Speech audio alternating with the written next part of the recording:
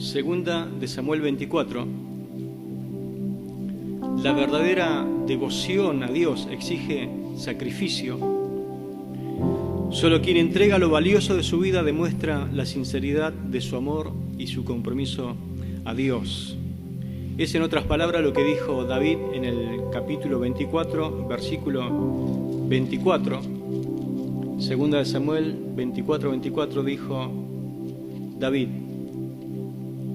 y el rey dijo a Arauna: no, sino que por precio te lo compraré, porque no ofreceré a Jehová mi Dios holocausto que no me cueste nada. Entonces David compró la era y los bueyes por 50 siclos de plata. Amén. En segunda de Samuel 24 vemos un momento crucial en la vida del rey David, quien la Biblia lo considera en varios lugares como un hombre que tenía un corazón que conformaba a Dios. El pasaje además señala que la humildad y la obediencia son muy importantes para agradar a Dios. David cometió un gran error, cometió un pecado.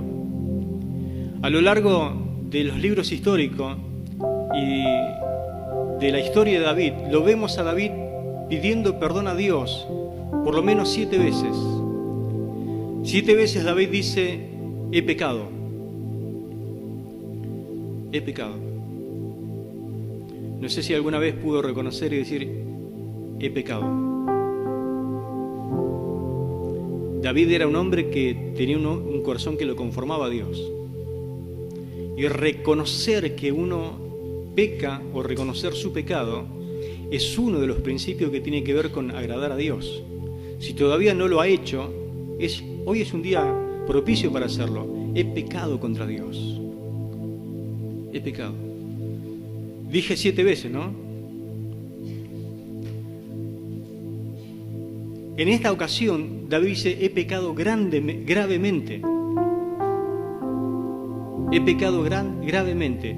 No lo dijo, por ejemplo, cuando cometió el pecado de adulterio con Betsabé. Él dijo: he pecado. Pero en este caso, él reconoció que había pecado gravemente delante de Dios. Es decir, que hay pecados que también uno se da cuenta y entiende por el obrar del Espíritu Santo en el interior, que convence que el pecado no fue una cosa livianita. Lo que cometiste fue terrible delante de Dios. Pero este error grave viene después de hacer un censo. ¿Hacer un censo es pecado? No, no es pecado. Inclusive hasta estaba estipulado en la ley. El tema es las razones por las cuales él quiere hacer un censo. A él se le ocurre hacer un censo, dice la Biblia, incitado por Satanás. Dios permite ese tipo de tentación y permite que el diablo tome ocasión y lo tiente, y él hace un censo en todo el país. Y Joab, que no era de los más santos, le dice: no, rey, no peque con esto, haciendo esto contra Dios. Es más, fíjese como que hay veces como que los más, no los más espirituales, sino los que posiblemente en la Biblia los llamamos hasta carnales, y gente que utiliza la carne para ganarse algunas cosas en cuanto a posición.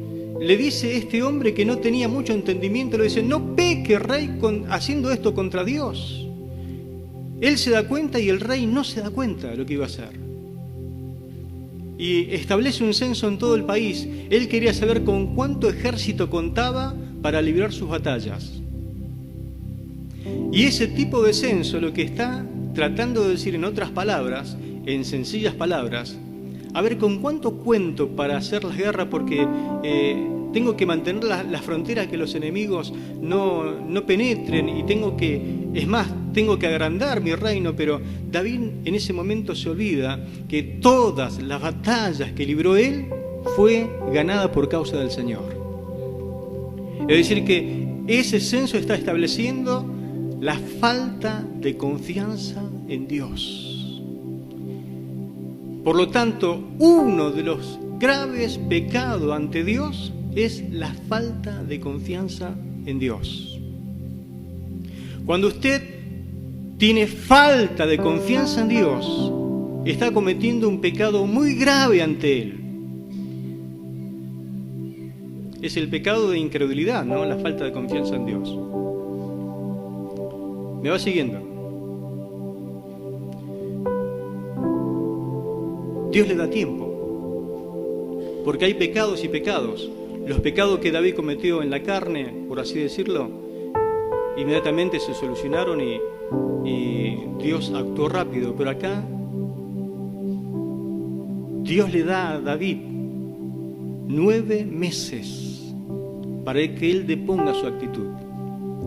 Porque el pecado de falta de confianza en Dios, ese pecado de orgullo, de querer saber con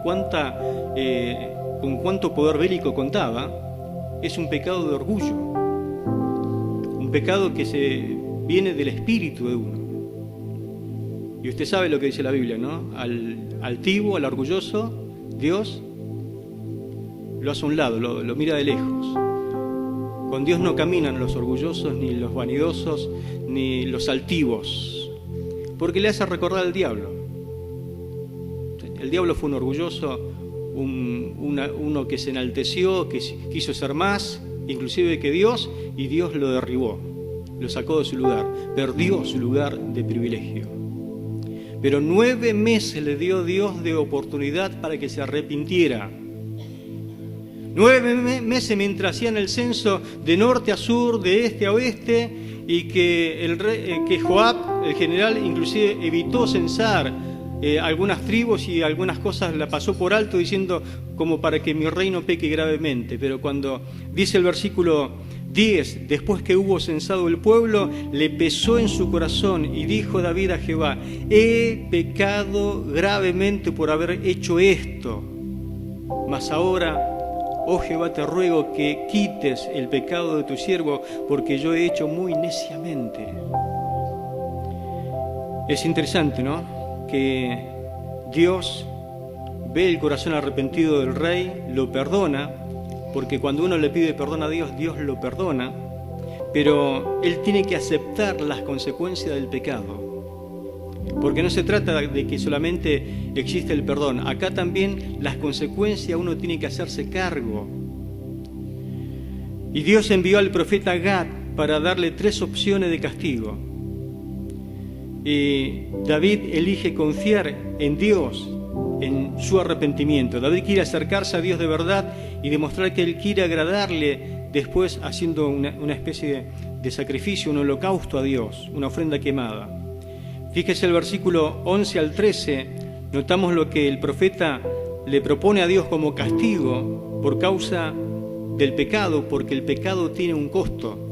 Por la mañana, dice, cuando David se hubo levantado, vino palabra de Jehová al profeta Gad, vidente de David, diciendo: ve y dile a David, así ha dicho Jehová, 3 cosas te ofrezco, tú escogerás una de ellas para que yo la haga.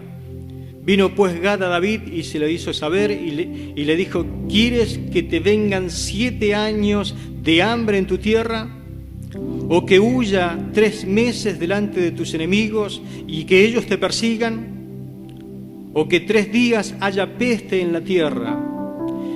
Piensa ahora y mira qué responderé al que me ha enviado. El profeta le está diciendo: está bien, hay perdón, pero hay un costo por tu error. El versículo 21 dice la palabra: y Arauna dijo: ¿por qué viene mi señor el rey a su siervo? Y David respondió: para comprar de ti la era, a fin de edificar un altar a Jehová, para que cese la mortandad del pueblo. Claro, David elige caer en las manos de Dios. Cuando David elige caer en las manos de Dios, inmediatamente elige confiar en Dios. ¿Por qué Dios lo disciplina? Por la falta de confianza. David dice: tengo que volver a confiar en Él. Mi confianza ahora está en Él. Pero fueron 3 días de pestilencia.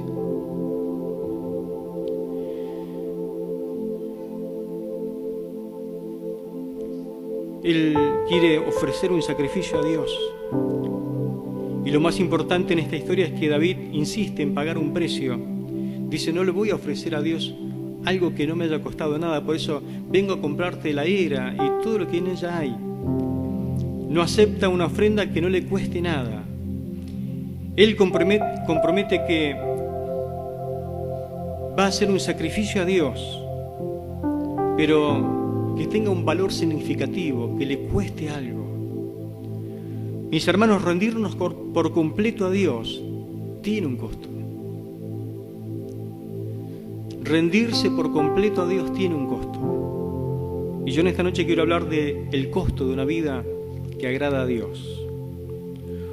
Un compromiso auténtico implica sacrificar lo que sea necesario para agradarle. Ahora, el que quiere agradar a Dios, nunca da de las obras, sino que da algo que refleja el amor, la entrega y la fidelidad hacia Dios. Por lo tanto, rendirnos por completo a Dios requiere sacrificio y compromiso sincero. Así que vamos a considerar a continuación cuál es el costo de una vida que agrada a Dios, qué implica entregarle todo y qué sacrificios son necesarios para que nuestras acciones sean verdaderamente aceptables ante su presencia. En primer lugar, ¿qué es lo que cuesta? ¿Cuál es el costo de una vida que agrada a Dios? Te costará tus pecados favoritos. Te costará tus pecados favoritos. El pecado, dice en Hebreos capítulo 12, versículo 1, dice que nos asedia. Hebreos capítulo 12, versículo 1, el escritor dice, por tanto nosotros también, teniendo en derredor nuestro tan grande nube de testigos, despojémonos de todo peso y del pecado que nos asedia y corramos con paciencia la carrera que tenemos por delante. Por eso debemos dejar a un lado el pecado, está queriendo decir esta palabra. Dejar a un lado el pecado. ¿Por qué? Porque es un estorbo en tu relación con Dios. Porque es como una carrera que exige resistencia, termina diciendo el autor a los hebreos. El pecado es un estorbo. No sé si alguna vez le entró una piedrita en el zapato y estaba caminando en el microcentro. ¿Qué hizo usted? O estaba en una fiesta, le entró una piedrita en el zapato. ¿Qué le manda a hacer el sentido común? ¿Qué haría usted? ¿Sería un lugar más cómodo, más no tan público? ¿Y qué se sacaría? El calzado y sacaría la piedrita. Porque cuanto más tiempo permanezca la piedrita dentro del zapato, ¿qué va a hacer con su piel, con su pie? Lo va a lastimar. Y lo va a lastimar. Y si usted camina 12 horas con una piedrita en el zapato, ¿se imagina su pie? Ese estorbo. Cuando usted se saca el calzado, ¿qué encuentra ahí en su pie? Sangre. Hasta puede ser un peligro de infección, ¿no? ¿Qué hará entonces el pecado en nuestra alma cuando nosotros no lo sacamos? Y lo dejamos durar un día, dejamos que dure 2 días, dejamos que dure 3 días, dejamos que dure una semana, dejamos que dure un mes el pecado, dejamos que dure 1 año y dejamos que dure 2 años y 3 años. David estuvo 9 meses con esa piedra en su alma y no la sacó. Nosotros no somos mejores que David. Por eso nos dice la palabra que tenemos que dejar a un lado el pecado que nos estorba. Nos estorba. ¿Qué pecados todavía estás tolerando en tu vida? ¿Qué pecados todavía estás tolerando en tu vida? Algunos han tratado de ordenar un poco en 4 categorías los pecados que se mencionan en Gálatas capítulo 5, versículo 19 al 21. Si bien la lista no es exhaustiva, porque inclusive el mismo texto, cuando finaliza, dice que podría haber más, pero por lo menos hay 4 tipos de pecados con los cuales nuestra alma está lidiando constantemente, que el apóstol Pablo le llama obras de la carne. Entonces, cuando uno hace una primera lista, está hablando de los pecados sensuales, que son los pecados que tienen que ver con el erotismo, y todos están relacionados con pecados en cuanto a la sexualidad, al sexo. A menudo condenamos la inmoralidad sexual de hoy y muchas veces como que queremos rasgarnos la vestidura, pero en tiempo de Pablo yo no sé si era igual o peor el tema del pecado sexual. ¿Por qué? A causa de que la comunidad en aquel lugar estaba muy influenciada, era el mundo greco-romano, era un caos. Las ciudades, Roma toda, había sido infectado con los pecados sexuales, que Pablo, cuando habla de ellos, los pone como encabezando la lista. E inclusive los historiadores, no cristianos, sino historiadores paganos, estaban muy disgustados justamente con la inmoralidad que reinaba, por ejemplo, en la ciudad de Galacia, en la provincia de Galacia.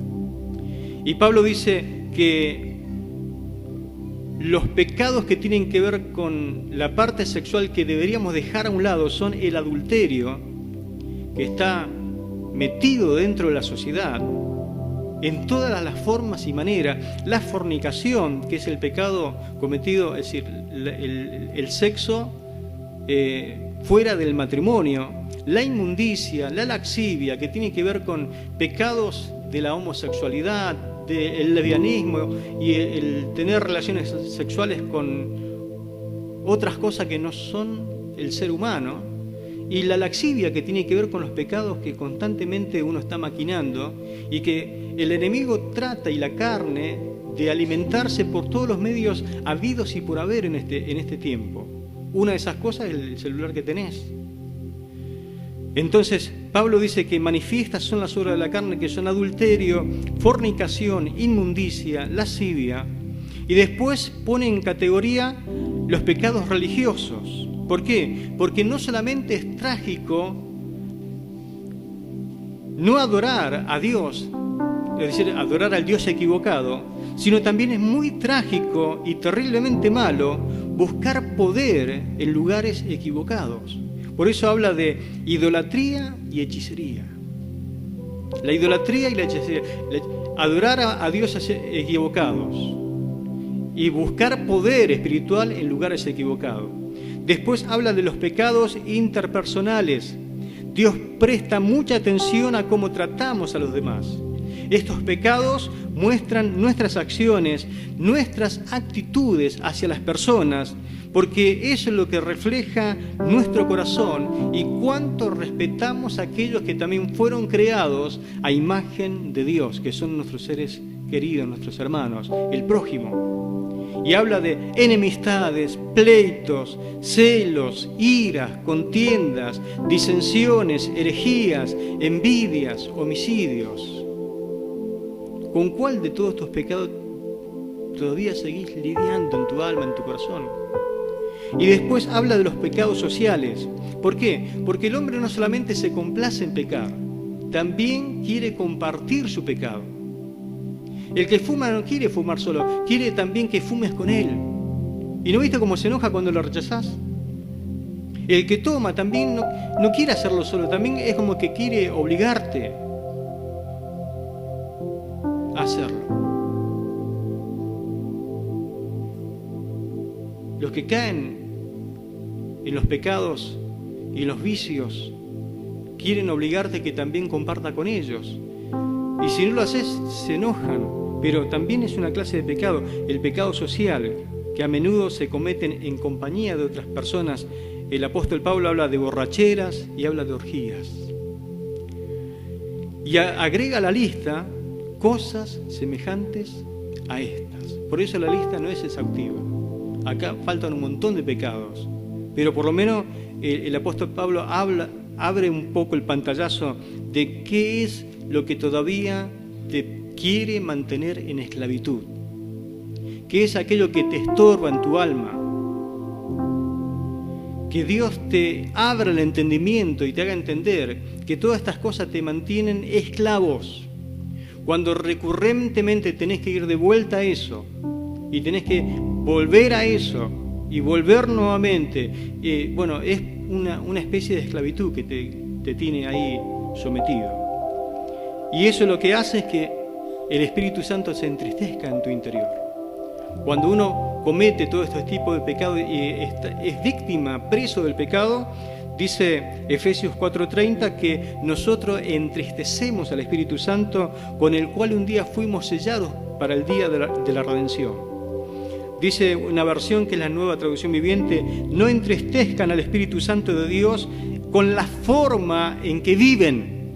Recuerden que Él los identificó como suyos y así les ha garantizado que serán salvos el día de la redención. Dios te puso un sello con el Espíritu Santo y dijo: este es mío. Pero estén atentos, fíjense, porque de la manera que viven pueden entristecer al Espíritu Santo y se te va ese sello, esa garantía de que sos salvo. Algunos viven pensando: ¿seré salvo? ¿No seré salvo? ¿Seré salvo? ¿Y no será que acá adentro hay algo triste? Pero qué hermoso es tener la seguridad de la salvación. Amén. ¿De qué te avergonzarías hoy si viniera el Señor? Si en esta noche el Señor se parara delante de ti y te mirara a los ojos, porque cuando el Señor te mira a los ojos te ve todo, es decir, no ve solamente lo exterior, ve adentro de tu corazón. ¿Se acuerdan las palabras del Señor a Samuel? Samuel, vos ves lo que está afuera, yo miro lo que está adentro, yo miro el corazón. Y al primero de los hijos de David dijo: yo le veo el corazón y lo desecho. ¿De qué te avergonzarías hoy si Él se parara delante de ti y te mirara a los ojos y mirara tu interior? ¿Qué es lo que guardas en secreto, que nadie quiere que sepas? Si supiera cuánto vale en este momento ser sincero delante del Señor, decirle: Señor, como dijo David, he pecado gravemente, y confesarle tu pecado al Señor. Él te limpiaría con su sangre preciosa, dejaría tu alma blanca como la nieve. Si tu pecado fuera como esos que trabajan con el carbón, vio que se tiñe todo y se vuelve todo negro, vendrían a ser como blanca lana. La sangre de Cristo tiene poder, mi hermano. Amén. Ríndete completamente al Señor y verás que tu alma va a quedar blanca y resplandeciente. Pero rendirse tiene un precio. Te costará el favor del mundo. Recuerda las palabras de 1 de Juan, capítulo 2, versículo 15 y 17 al 17. Yo sé que las recuerda esas palabras, que dice: no amen a este mundo ni las cosas que les ofrece, porque cuando aman al mundo no tienen el amor del Padre en ustedes. Pues el mundo no solamente nos ofrece un intenso deseo por placer físico, un deseo insaciable por todo lo que vemos y el orgullo de nuestros logros y posesiones. Nada de esto proviene del Padre, sino del mundo en el cual vivimos.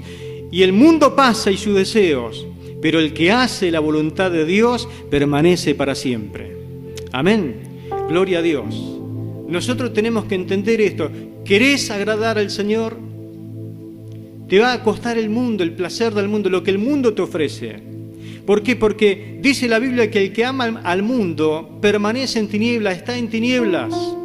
Juan capítulo 3, verso 19 dice: y así es como Dios juzga al mundo. Yo he venido al mundo, yo soy la luz que brilla en la oscuridad, pero como la gente hace lo malo, prefiere amar la oscuridad a la luz. El mundo ama las tinieblas. El mundo prefiere las tinieblas. Los que quieren agradar a Dios prefieren la luz, pero hay un precio que pagar: la enemistad de todo el mundo. Vos cuando te parás y decís, mira, hasta acá llegué, yo no comparto esto. Ya te ganaste el odio de todos, pero el agrado del Padre. Amén. Deja que tu luz brille, mi hermano, en medio de la oscuridad, porque para eso Dios te salvó. ¿Estás dispuesto a pagar el precio de ser luz?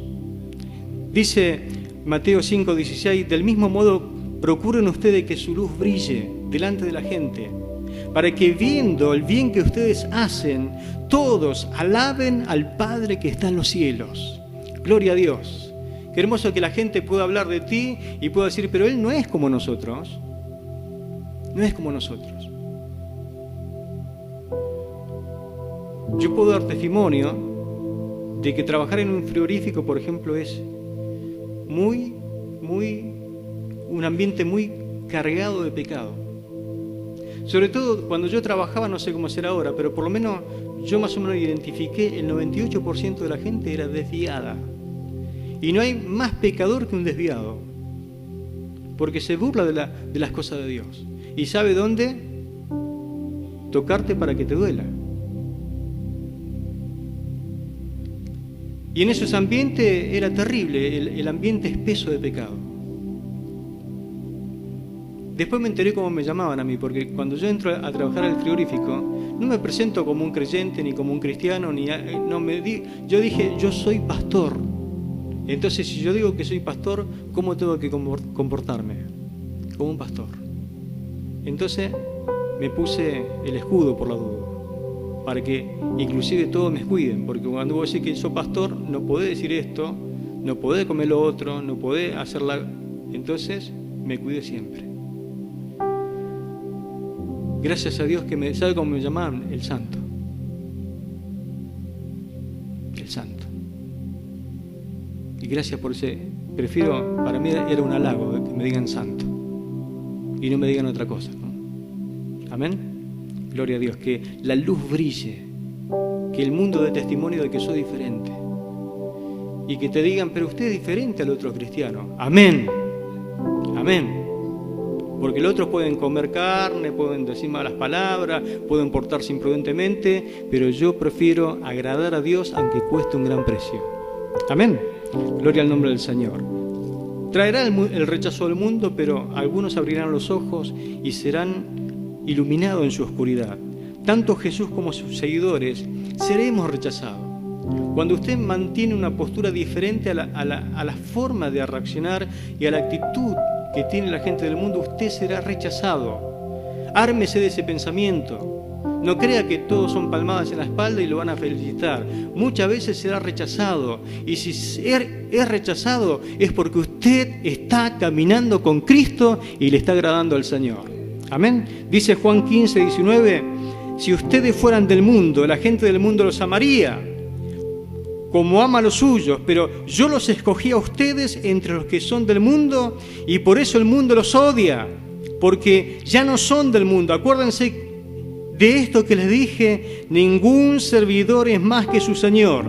Y si a mí me han perseguido, también a ustedes los perseguirán. Y si no han hecho caso de mi palabra, también no harán caso de la de ustedes. Y si hacen caso de mi palabra, harán caso también de la de ustedes. Gloria a Dios. Amén. Así que ármese de ese pensamiento de pagar el precio. ¿Y dónde paga usted el precio en primer lugar? Dentro de la familia. No vine a traer paz, sino espada, guerra. Vine a encender fuego y como quisiera que se encienda ya, decía el Señor. Porque los primeros que serán tus enemigos serán los de tu casa. ¿Por qué? Porque se arma un conflicto. Algunos quieren ser luz y otros quieren permanecer en tinieblas. Opte siempre por la luz, porque usted agradará siempre al Señor. Amén. ¿Hay un precio que pagar? Claro que hay un precio que pagar, pero yo prefiero padecer teniendo el agrado del Señor. Amén. Debes ponerte contento si las personas piensan mal de ti, si estás agradando al Señor. Hay veces que la gente está muy contenta con vos, porque te decís que sos cristiano, pero vivís como ellos. Entonces el diablo decía, listo, este está conmigo. Porque dice, pero sus acciones demuestran que está conmigo. En tercer lugar, te costará económicamente agradar a Dios. ¿Qué dice la Biblia? Que David compró la era. David compró la era. Y no voy a abundar en detalle para que usted no me compare con los apóstoles de ahora, ¿no? Porque, ya empieza a manguear el pastor. No, nada que ver. Nada que ver. A mí su dinero ni me importa. Lo que a mí me importa es que usted agrade a Dios. Amén. David compra la era y los bueyes. Es decir, compra el campo, pero también los bueyes. Porque él quería ofrecer un sacrificio a Dios. Que no le cueste nada. No uno que no le cueste nada. Y ahora estaba listo para su sacrificio, compra la era. El costo, dice, de aquello que compró era 50 siclos de plata. De modo que David paga más o menos lo que sería $2.500 por el campo de trillar y por los bueyes. Al precio del peso argentino de hoy sería más o menos 2.860.000 pesos. Para ofrecer un sacrificio a Dios que le cueste algo. Es decir que agradar a Dios, servir a Dios, cuesta. Y entre eso que te cuesta, a veces te cuesta pagar un precio económico. Y la Biblia habla de esto, y lo habla con valentía, porque no hay nada en esta tierra que no salga algo. Todo tiene un precio. Y pareciera que los demás te pueden sacar hasta el cuero económicamente. Pero vos darle algo a Dios que te cueste, no, eso no. Eso es del diablo, pastor. ¿Se entiende? Pero su ofrenda no es para Dios. ¿O para quién ofrenda usted? La Biblia habla valientemente de esta compra que hace un rey y que después fue una compra con perspectiva. Habla de esta compra que hizo un rey y hasta habla de la ofrenda de una viuda. Que si usted saca la equivalencia al día de hoy de lo que dio la ofrenda a la viuda, ¿cuánto dio la ofrenda a la viuda? Vamos, usted que lee la Biblia, ¿cuánto ofrendó? 2 blancas. ¿Sabe qué? Eso de 2 blancas lo pasa por arriba a cualquiera de nosotros. Lo que dio ella en ese día. Vergüenza nos daría. Y usted da algo así, pone todo cara de pobrecito, me estoy dando esto. La viuda agarró y dijo, esto para el Señor. Nos daría vergüenza a nosotros. Porque dice que dio todo lo que tenía para el sustento del día.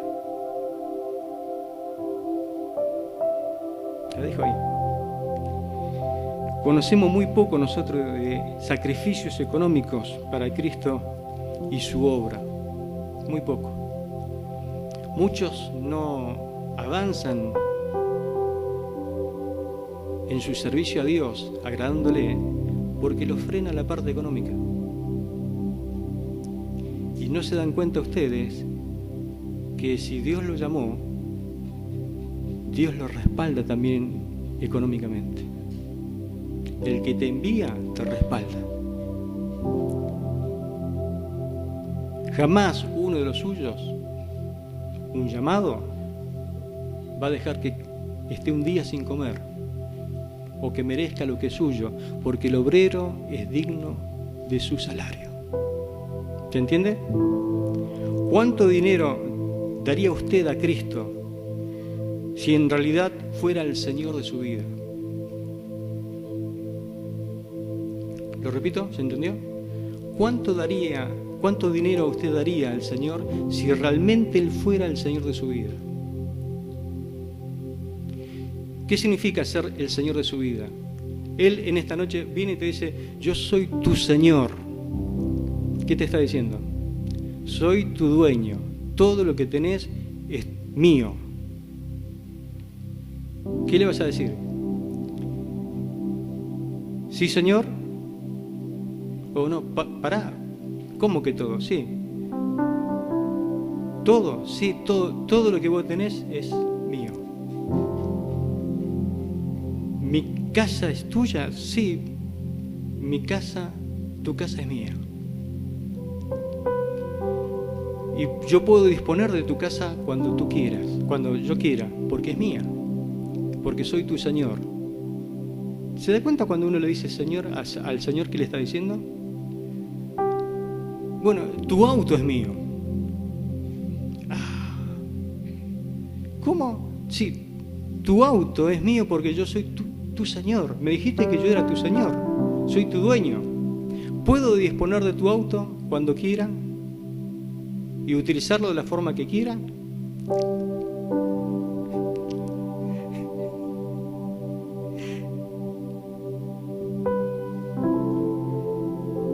¿Qué le dice al Señor? No, el auto no.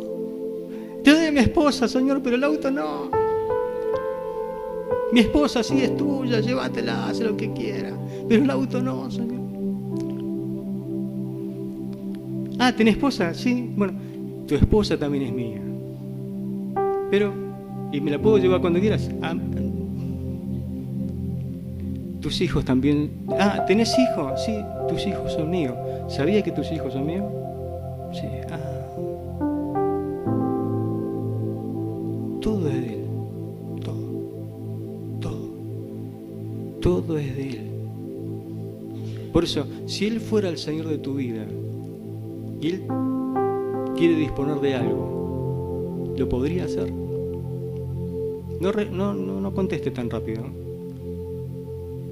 porque yo sé de lo que le estoy hablando.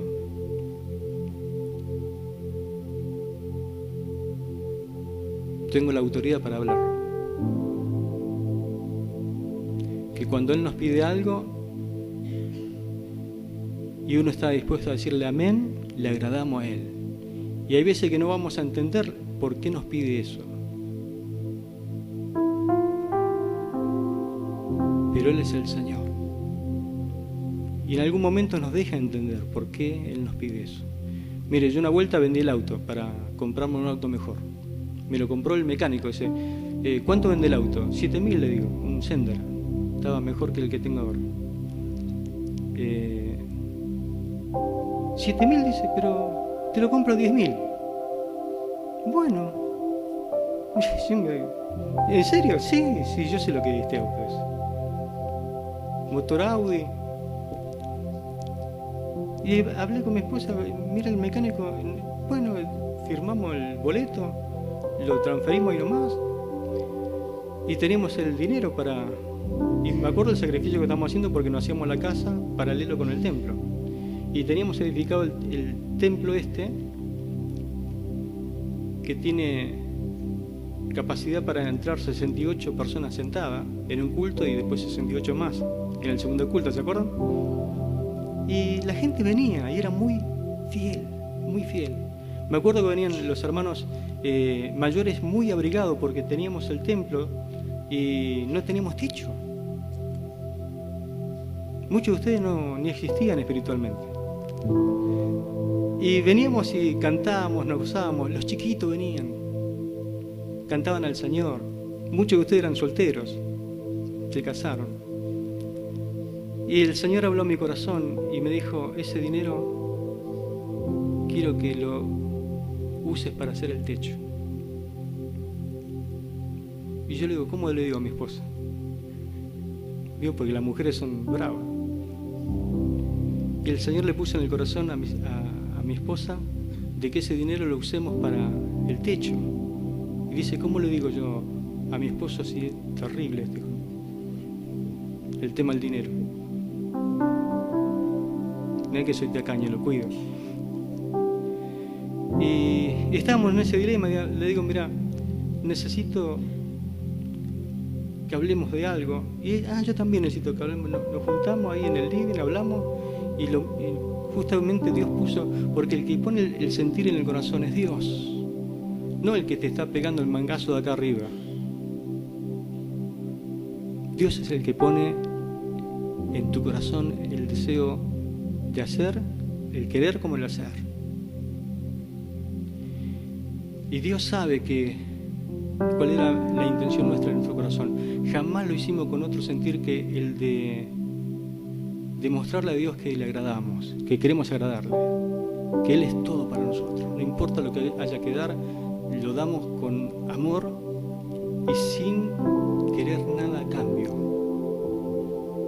Así que un día estamos acá en la carpa y puse la donación. Ese día vino mi hermana, que empezó a venir al Señor, y cuando vio lo que hice, dice: hoy vi un milagro, me dijo. Mi hermano ofrendó una plata así. Creo en Dios, dijo. Creo en Dios. Y fuimos y averiguamos lo que salía el techo. ¿Sabe cuánto salía? 10.000 pesos. Así que nos concertamos los hermanos, 5 de la mañana. Estaba Juancito también, Balmaceda. Laburamos ese día y techamos. Hasta Claudio estaba acá. Mi papá. Y techamos, Jorge. Todo lo albarenga, che. Y Manuel también estaba. Y hay fotos por la duda. Techamos ese techo. A los 6 meses el Señor me dio otro auto. Porque como dice la gente, ¿no? Los autos van y vienen. Dios nunca nos dejó sin poder movilizarnos. Dios prosperó la iglesia. Tuvimos un techo. Antes teníamos un techo de 1000 estrellas. Ahora teníamos un techo de verdad. Amén. Gloria a Dios. Pero si el Señor te pidiera un sacrificio, ¿no se lo darías? Si el Señor te pide tu auto, ¿no crees que Dios te puede dar a cambio muchas bendiciones más? Te digo nomás. Yo hoy no tengo problema en darle al Señor lo que Él me pida, porque Él es mi Señor. Y me pidió cosas fuertísimas y muy serias. Pero cuando usted le dice que es el Señor, dígalo con sus hechos. Amén. Amén.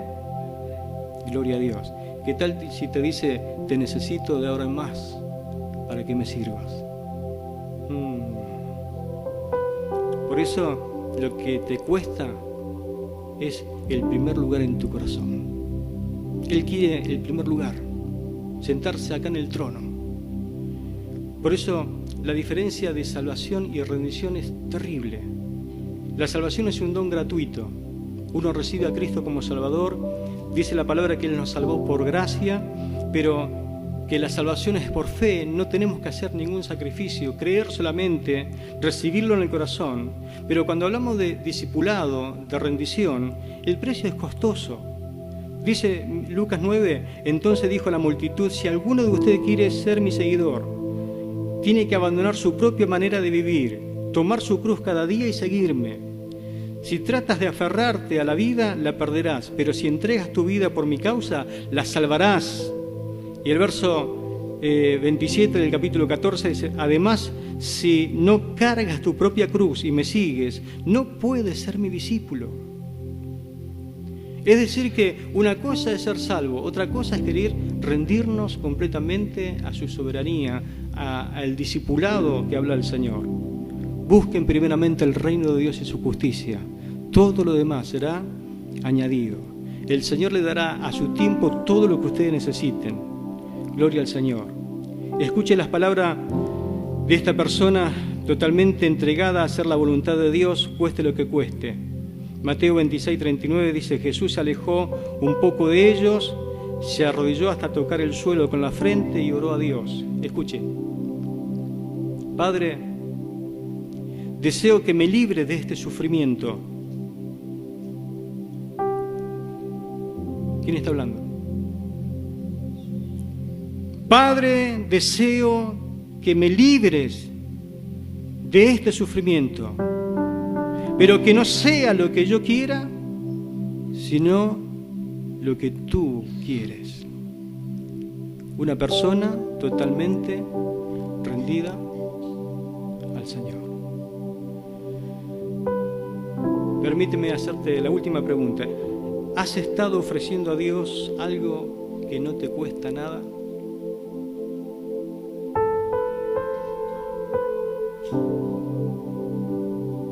¿Por qué no considerar un minuto, aunque sea lo que le costó la cruz al Señor? Y escoge una vida que agrada a Dios. Claro que hay un precio que pagar, pero para vivir como un cristiano que no vale la pena ni siquiera que te mencionen si sos cristiano, ¿para qué vivirla? Pero qué lindo que se te mencione en el cielo como un héroe de la fe. Amén. No sé cómo querés que te recuerden, pero eso lo va a hacer la clase de vida que tú tengas mientras tenga vida. Amén. Inclina tu rostro y vamos a orar al Señor. Gloria a Dios.